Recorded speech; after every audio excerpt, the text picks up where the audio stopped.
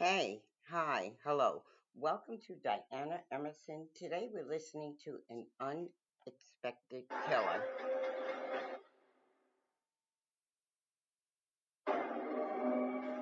Today was a sucky day, but at the same time, it makes me laugh so hard. I know that if he was my boyfriend and lived in love with me, I know he would be amazing.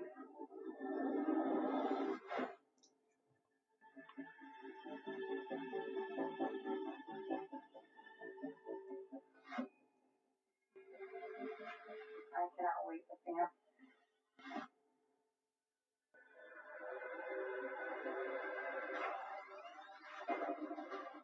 I texted asking if she was okay, and she never texted back. I asked her friends, acquaintances, anybody, if you have seen her, contact me. By 7 o'clock in the morning, I'm in full mode panic. And then I told her, we need to go to Grand Rapids. It was like time stood still. We knew something was wrong. That's when I see blood. I'd yell at my girlfriend, call the cops, call the cops. I opened the bag, and there were human limbs inside that bag. I remember thinking, what kind of animal does this to a person?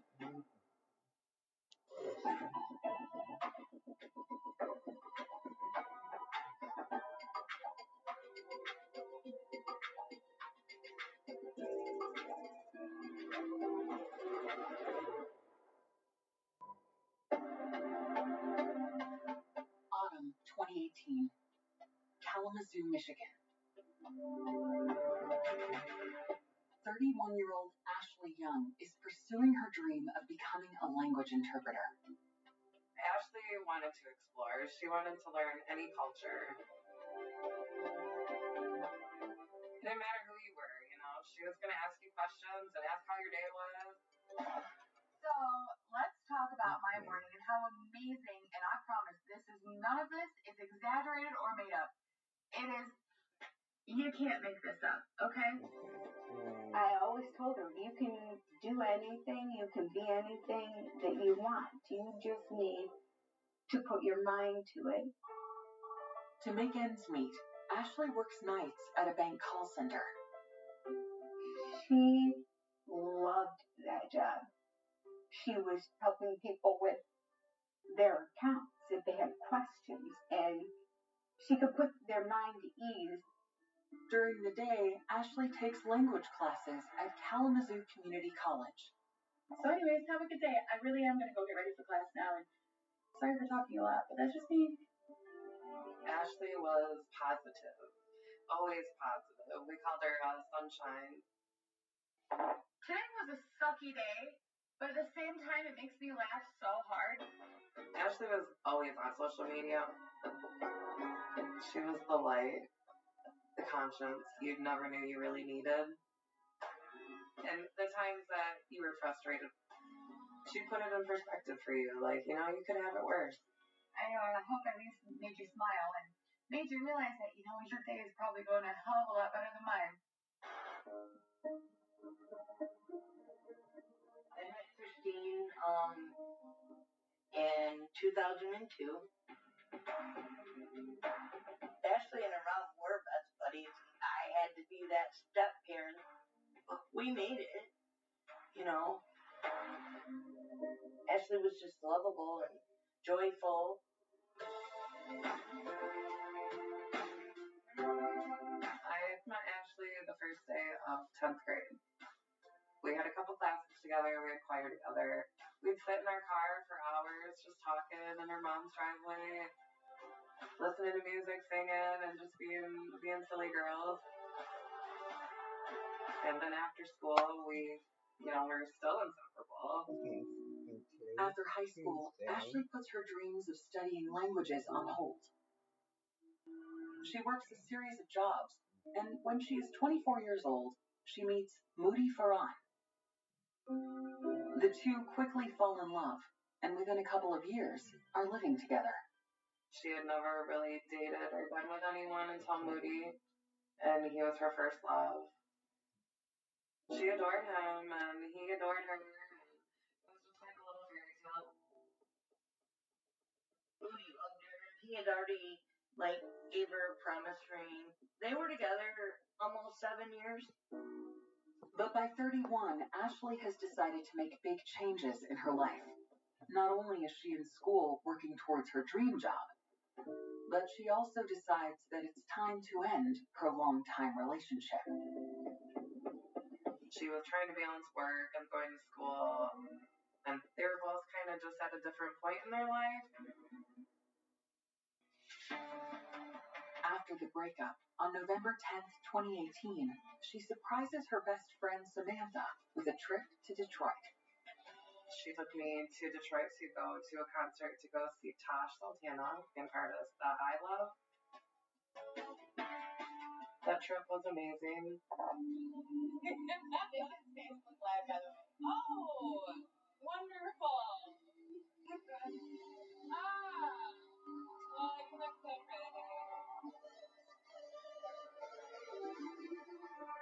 After our concert, we just talked about life, just talked about where we were both at that time, about her and Moody, and about how she was going to be moving out. She was nervous, but it gave her something to look forward to. When she brought me home, I didn't know that was going to be the last time I ever saw her. A week later, on November 18th, Ashley meets her mom, Christine, to begin packing up her things from the home she shares with Moody. Her and Moody were moving out of their apartment, so we put everything into storage for her. Ashley asks her mom to come with her at the end of the month when she'll sign the lease on a new apartment. Ashley was beyond ecstatic about getting this apartment. Talking to her, you would have thought she was winning $1 million. You would have thought she was decorating a mansion the way she would talk. And that was the last time I saw Ashley.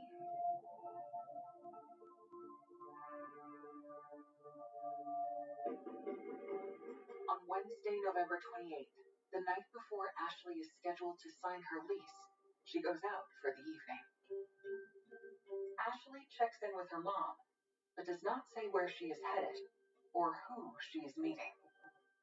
The last time I got a message from Ashley was at 5:55. And she said that she was almost to her destination. That's not Ashley. Ashley would say, I'm at Walmart or wherever she was, but she said destination.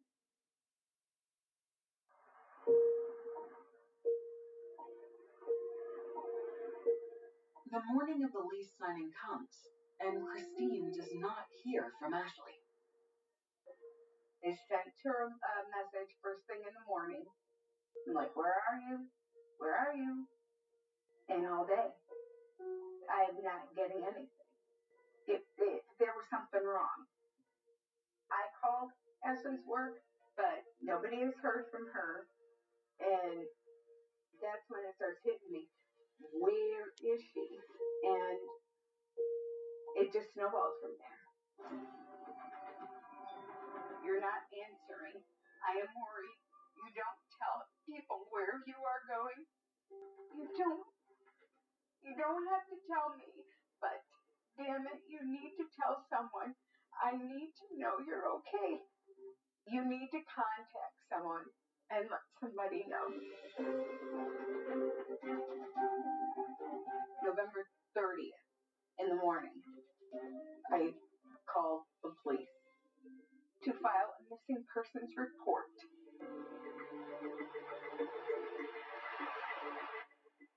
Officers talked to some people that were close to Ashley to see if they knew where she was or could account for her whereabouts, and they could not. When we get a missing person report and the person happens to be 31 years old, that could mean a number of things. Maybe the person doesn't want to be found or is just away with friends and having a good time. So it's generally not assigned to a full-blown investigation at that point. But Ashley's loved ones have a sinking feeling something is wrong. And they know that this is all happening in the wake of a big breakup. When she broke up with Moody, I think, Moody didn't really want him. When somebody goes missing, especially young women, a partner or a potential partner, somebody that they know and that they trust or that they're potentially intimate with, tends to be the person that As the day goes on and you're not hearing anything, panic starts to set in. So I called Moody and I asked him, where is she? investigators catch a glimpse of Ashley's final moments. You can see him kind of turn around, he's pointing at something, he's talking to somebody, and then eventually Ashley joins him. And race to determine who she was with. He seemed to be a person prone to violence and unpredictable. Before the unthinkable happens. I tell the dispatcher I need officers fast. I see a lot of death. This one stands out in my career as a horrific scene.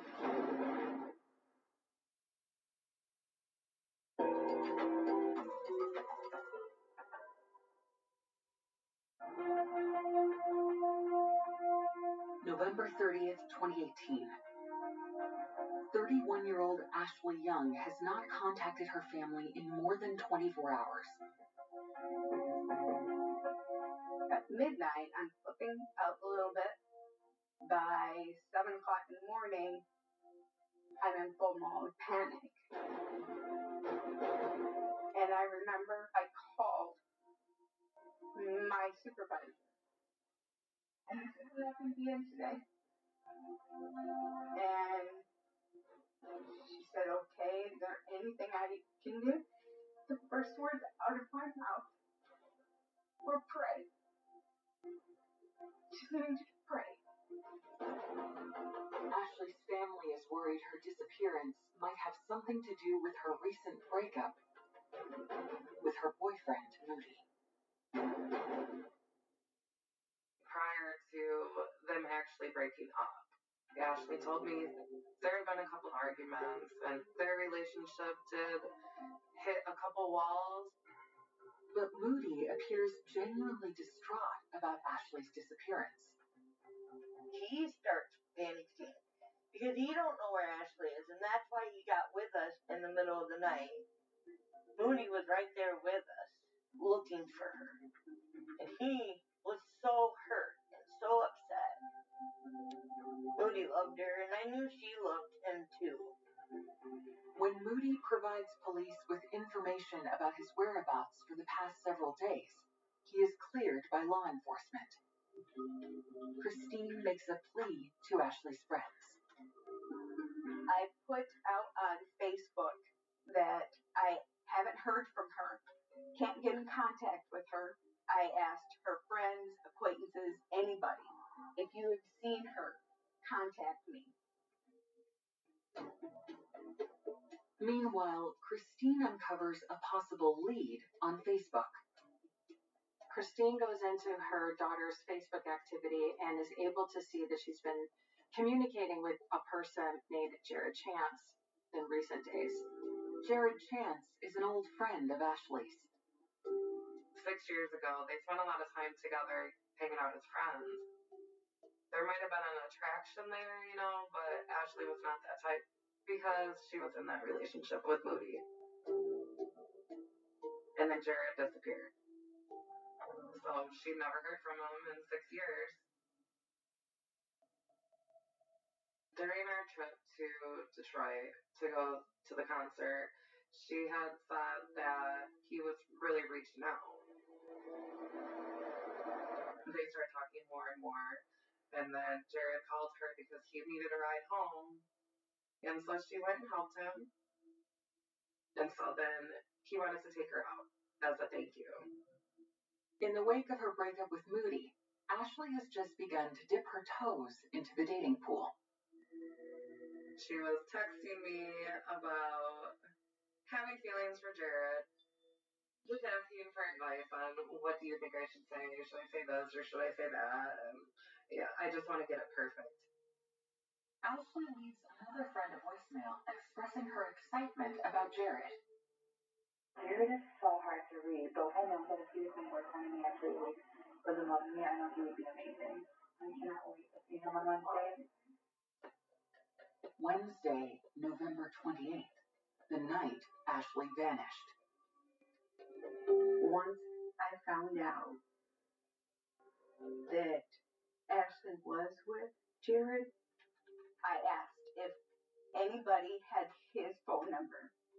One of Ashley's friends does. So Christine calls Jared to see if he can help. She asks him, "Do you know where my daughter is? Do you have any information?" And he said that they were actually together the previous night, but that she went home and that he has no idea what happened to her. Jared said that Ashley and him had been to Mulligan's bar in Easttown, Grand Rapids. And then I told Christine, we need to go to Grand Rapids. We need to go see where she was. Follow her footsteps. Grand Rapids is about an hour north of Kalamazoo, where Ashley lives. Grand Rapids is a college town. It's a huge city. It's the second largest city in the state of Michigan. Ashley's moms arrive at Mulligan's on November 30th. So I talked with the bartender at Mulligan's, and we were able to go look at the security footage. You could see Jared and Ashley wandering around the bar. She ordered a drink. She's smiling. She's laughing. She's being Ashley. I wanted to pull her off the screen and take her home. But the footage doesn't show her leaving the bar. Despair and desperation start sinking in for Ashley's loved ones. It was like time stood still, in a sense, and you just had that pit in your stomach. You knew something was wrong. And we just went driving around Grand Rapids looking for Ashley. We walked down the railroad tracks. We poked around ponds, lakes. There was nothing. It's almost like you think you're dreaming, but you're not dreaming. Everything was a wild goose chase.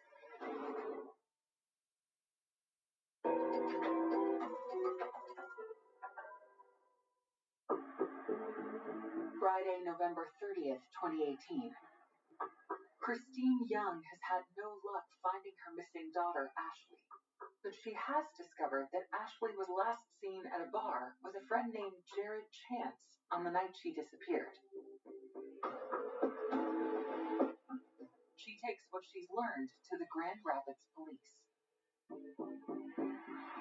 Christine Young asked for the police department to help, but if it was Jared, we need evidence, You can develop theories, but theories won't get you a search warrant. Theories won't get you an arrest warrant. You need evidence. You need facts. Frustrated, Christine reaches out again to Jared. He previously told her that he and Ashley went their separate ways after going to the bar on November 28th. She begs him to share anything else he can remember. And that's when he told me about Demetrius. Jared says Ashley was talking to a guy he knows named Demetrius Taylor that night at the bar. The relentless mothers track him down.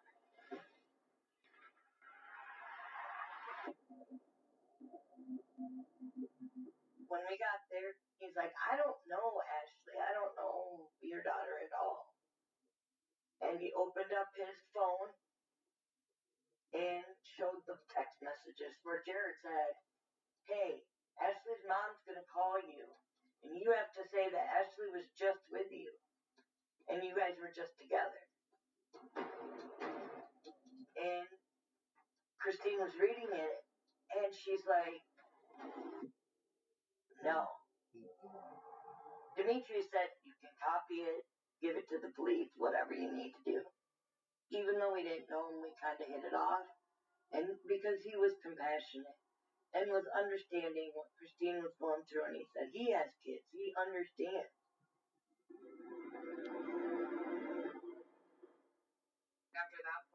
everybody kind of knew.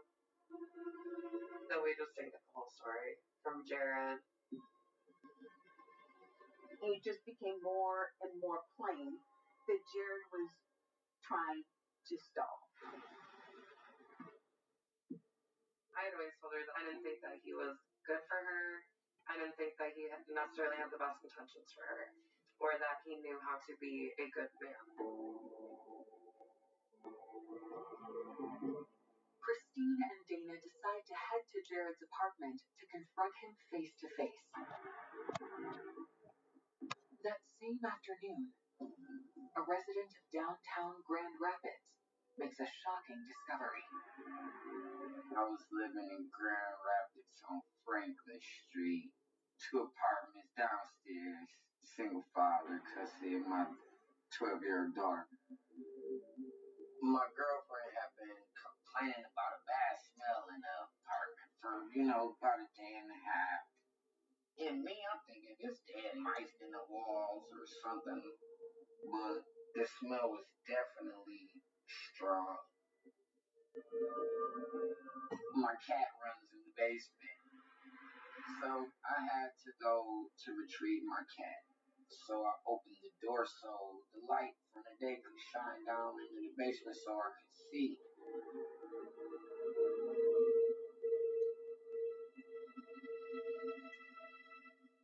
As I go down the stairs, I see the tarp on the floor. That's when I see blood.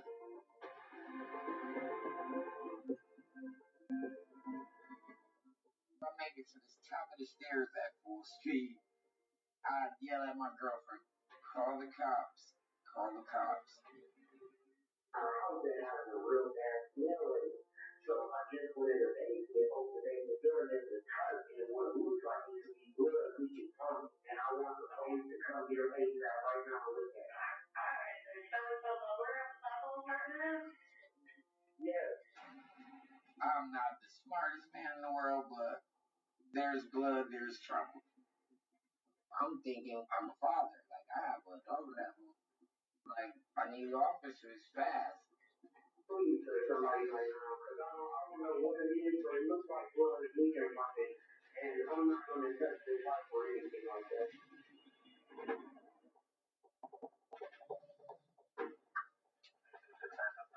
GRPD showed up at that address not too long afterwards. Like most police agencies, they all have body cameras on now.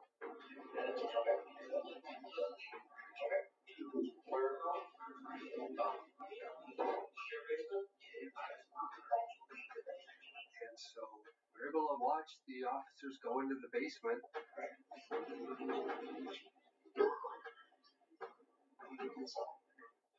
And it's like watching a horror movie. Because they're going through this darkened basement that's lit by flashlights.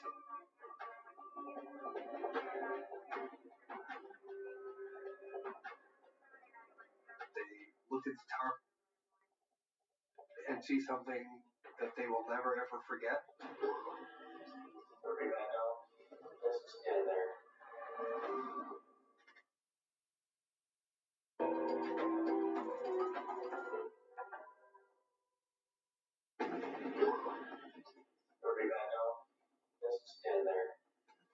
On December 2nd, 2018, Grand Rapids police officers make a horrific discovery in the basement of an apartment building. I'm standing in the driveway like, oh, this can't be. You know what I'm saying? Like, this is not real. This is not real. This is not happening. The police asked me, can they search my house? Of course, sir. Like, please. Among the officers who respond is the detective who Christine has asked for help in her search for Ashley. By the time I got there, there were officers in front and back of the house, making sure that nobody went in or came out without us knowing it. Okay, the tarp is laying on stairs, up the last 3 stairs. I then entered the house, went down into the basement where this tarp was found. So this tarp was quite large and had a zipper on it. I unzipped the bag, and we then discovered the body of a woman with the arms and legs and head missing.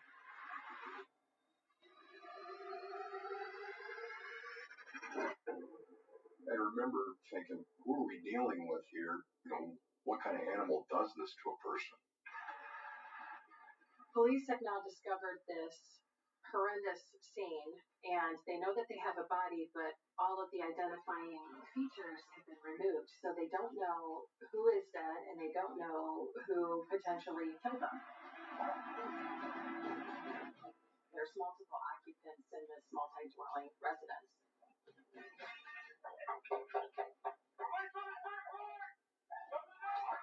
Who do you think they found living in the upstairs apartment?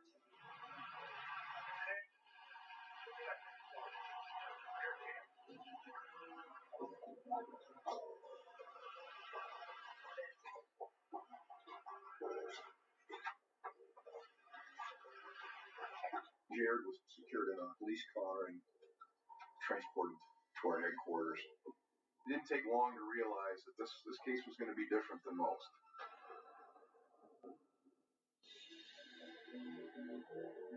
I see a lot of death, all methods, and this one, it stands out in my career as a horrific scene. I went up the stairs looking for the rest of the body. When I entered the second level apartment, there was a large brown stain on the kitchen floor. I looked in the bathroom and noted there wasn't a shower curtain in the bathtub. I remember looking at one of the floor vents and I pulled the grate off, and then I saw cartridges, small caliber. A lot of different areas that we found tested positive for blood. Clearly, something bad happened and somebody tried to cover it up.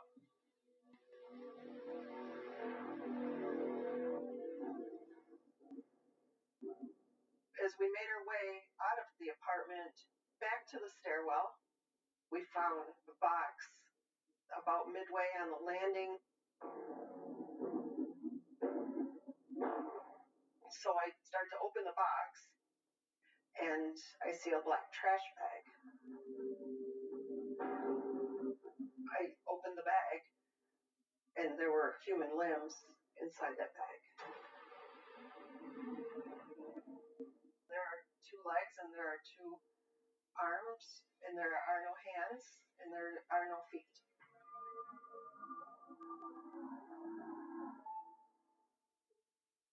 At that very moment, Ashley's family is headed to Jared's to confront him for sending them on a wild goose chase with Demetrius Taylor. They have no idea that it is now a crime scene. We pulled up at 6 o'clock and the yellow tape was around Jared's house. I was screaming at the officer that was stopping us from going any further. And I'm telling him, my stepdaughter's up there. My stepdaughter was with Jared. And he said, ma'am, I can't tell you anything. And I said, well, her mom's right over there. And the only thing he could say is, go tell mom not to leave. And I'm like, no, it can't be. It's not Ashley. It's not. I didn't want to believe it. The police explained that they were doing DNA because it was that bad. They couldn't recognize her. Without the confirmation from DNA, we certainly couldn't say these remains belong to Ashley. But it was pretty clear to everybody involved that the remains were very likely to be, unfortunately, Ashley's.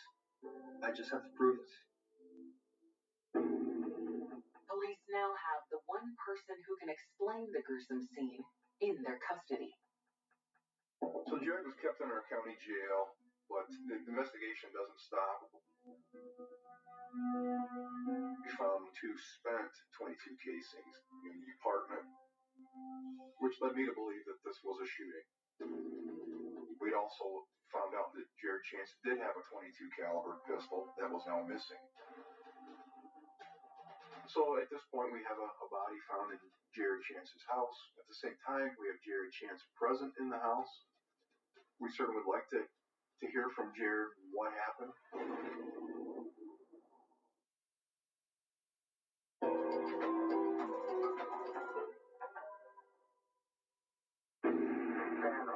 Grand Rapids police have discovered female remains in the building where Jared Chance lives. They need Jared to tell them if this is Ashley Young. Jared Chance was taken into custody and transported to our headquarters.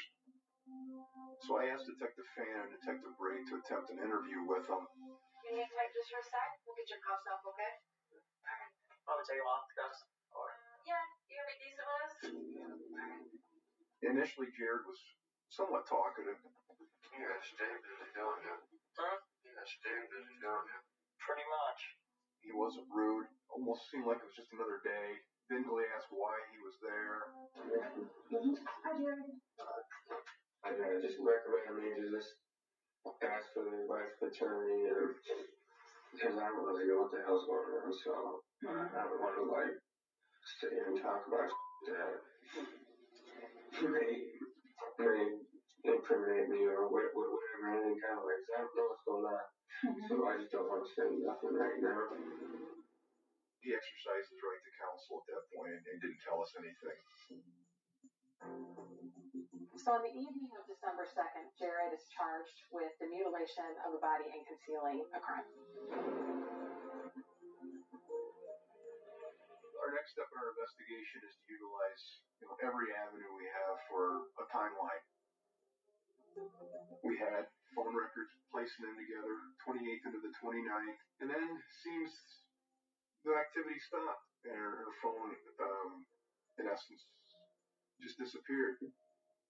But Ashley had been seen at a pub with Jared Chance here in the city.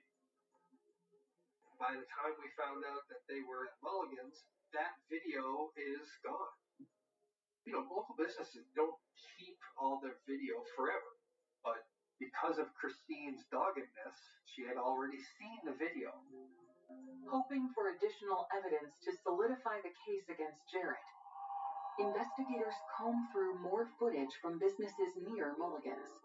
So we did obtain video from a local business called the Pita House.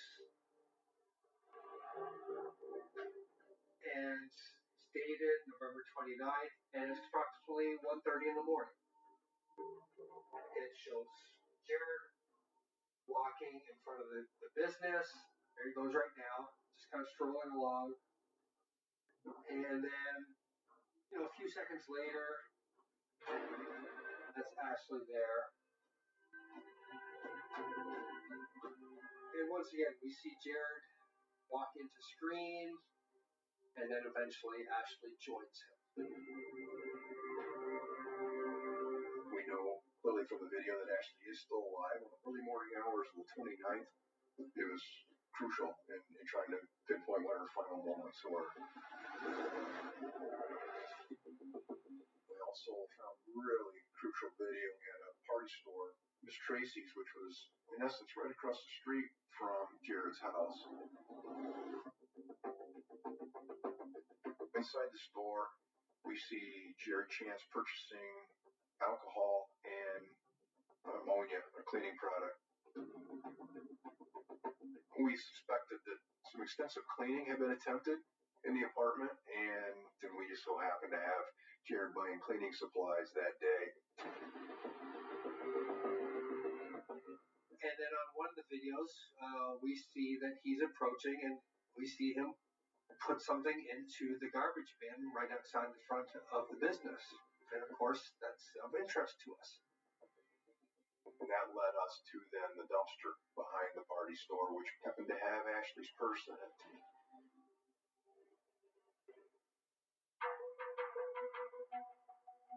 Based on the evidence, we were fairly confident that Jared killed Ashley in the wee hours of the 29th. But this theory remains speculation until authorities can officially confirm the body parts found belong to Ashley. waiting for the DNA test was one of the worst times of my life. I didn't want to believe, and neither did Chris. If this isn't her, then she's still out there somewhere. She's missing. So we're still looking. Ultimately, they came back a few days later and said that all of the evidence that had any sort of blood tissue on it belonged to Ashley Young. So we knew that definitively then that Ashley Young had died. I never thought anyone could bring that much pain to so many people. I never thought about murder. Here we see it on TV. And it's never going to happen to us. But it does. I just want to know where the rest of Ashley is. I want to bring her home.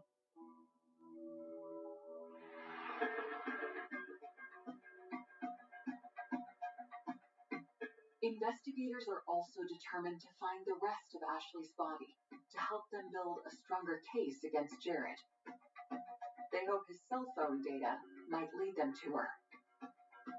Using cell phone records, we knew that Jared had made his way out to Holland, which is a little city just west of Grand Rapids.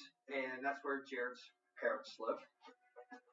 Our interest in the parents was they were with Jared on the same day that we made the discovery of the body.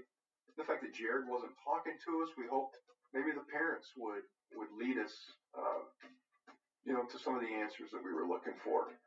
And so we go and take a trip to Holland. James Chance, Jared's father, answered the door. I explained to him that we had a search warrant, that this was non-negotiable, that his house was going to be searched. I spent the next several hours with the Chance family while our detectives and other officers and forensic techs processed and searched their house. His father was a retired police officer, and he made a comment about, I'm glad I'm not investigating this case, that this is a tough case. And I started thinking, how do you know it's a tough case? What do you know about this?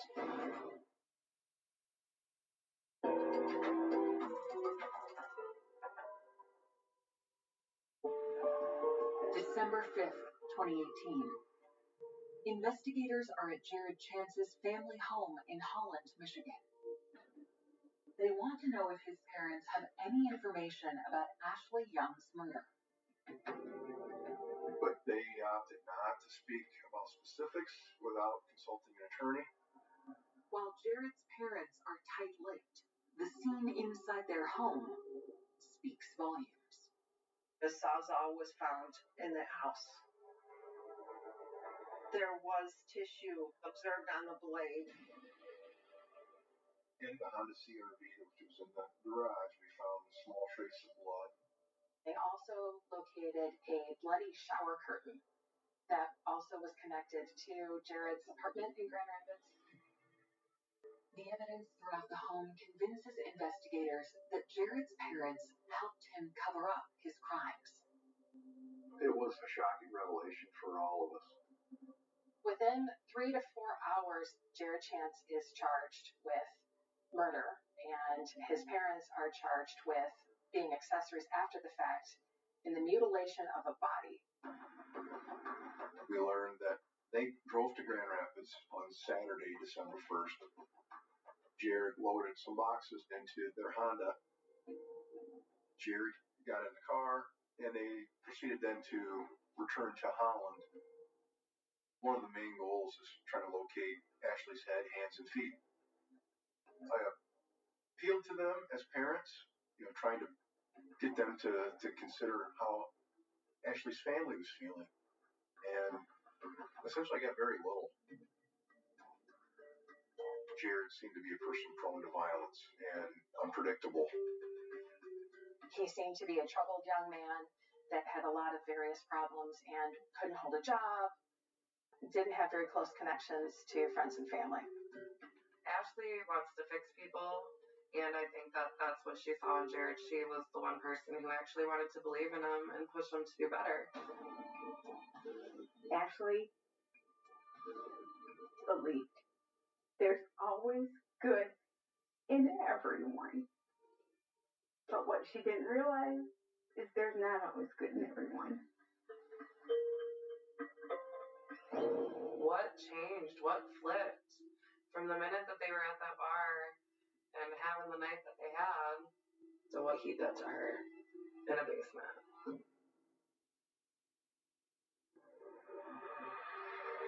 The burning question, what happened in the final moments between Ashley and Jared, remains pure speculation. I think he made a pass at her. That was my first instinct. And she rejected him. And then I think he killed her. The trial begins today for a man accused of murdering and dismembering a Kalamazoo County woman. Whether it was showing these horrific photos to the jury, listening to the forensic techs who had to open up this box and find Ashley's limbs, throughout the entire process, Jared showed zero emotion the entire time. Now the trial is in the hands of the jury. The defendant is, under count 1, guilty of second-degree murder. Under count 2, guilty of tampering with evidence. Ultimately, the jury convicted Jared Chance of second-degree murder, tampering with evidence, of mutilating a body, of failure to report a death. Every single charge that was before them, they convicted him of. Jared Chance is sentenced to 100 to 200 years when the sentencing was handed down. Her mother got in front of this entire courtroom. I cried 7 days a week. 7! Dear Chance, I want to rip you limb from limb. Jared's parents now must face justice. Barbara Chance decides to take a plea, and she actually only serves 45 days in jail. But the father, James, decides to take it to trial. James Chance is acquitted of perjury, but is convicted of an accessory after the fact. So he gets a year of probation, including 1 month of jail.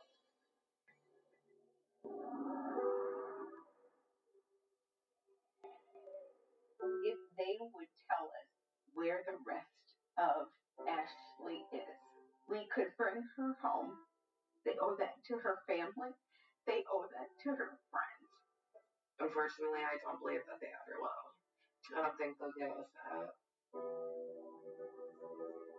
So anyways, have a good day. I really am going to go get ready for class now. And sorry for talking a lot, but that's just me. If you were lucky enough to have Ashley in your life, and she considered you a friend, you know the loss. You know what you lost.